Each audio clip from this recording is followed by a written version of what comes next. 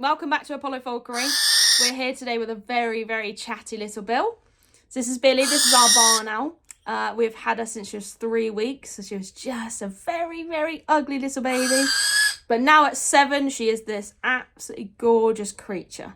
You can see she's got the white on her belly, and then the lovely gold tones all on her back, with a much paler tail, and the rest of her feathers. This is typically what a barn owl looks like. Most people believe, especially in the UK, the barn owls are very, very white. That's not really the case. The problem is when you see them out in the wild, you will typically just see the wings and underneath. You won't often see them up close like this. So near enough all of them have somewhat of this coloration, maybe paler, maybe darker. But I think these are one of the best looking owls. Barn owls can actually be found on every continent of the world apart from Antarctica, making them one of the most widespread owls in the world. Each of them are slightly different.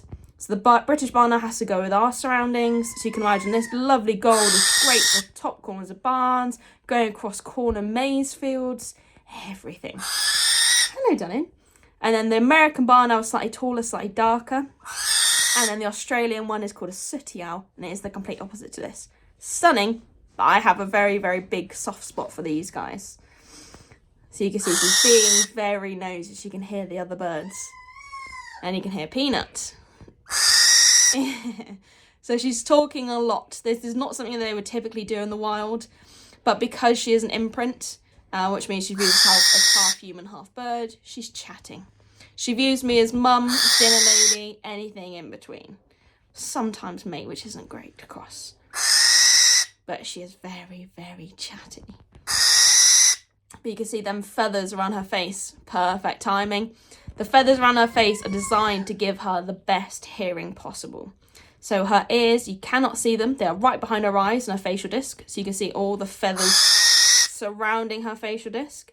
They're hidden right behind there. The sound funnels straight through her face to her ears, and she can pinpoint exactly where that mouse or vole is.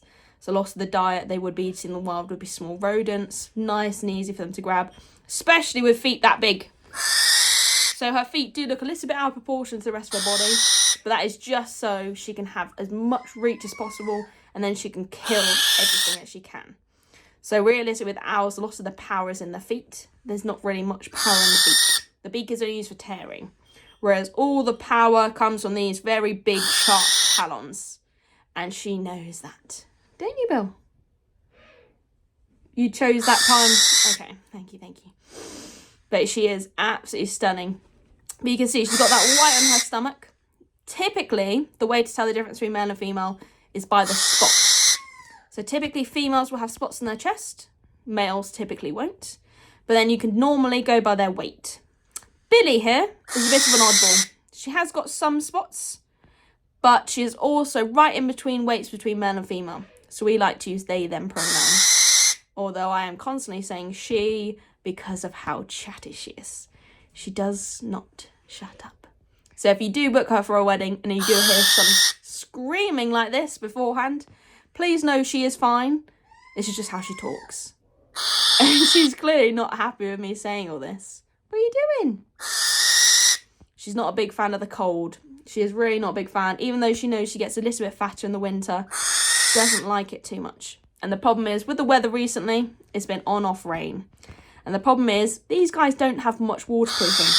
No, you don't. So the problem is that all the water that goes onto them goes through the feathers. The feathers sort of like suck up like a sponge. It can add sometimes 80% extra body weight. So you can imagine at that point, they can't fly. So what they'll do, you can't see it, but she has got incredibly long legs. She'll use her really nice long legs to try and find somewhere so she can run away. She can try and find somewhere to hide that is not completely vulnerable for her, because she does sort of stick out sometimes. But yes, I thought I'd just give you a little bit of an insight into our little Billie. You will probably meet her at some point if you come over to our experiences, or as I said, if you book us for a wedding, this is our key bird. But yes, please let me know who else you want to see in the comments, please. And I'll make sure we get that sorted for you. We'll see you later.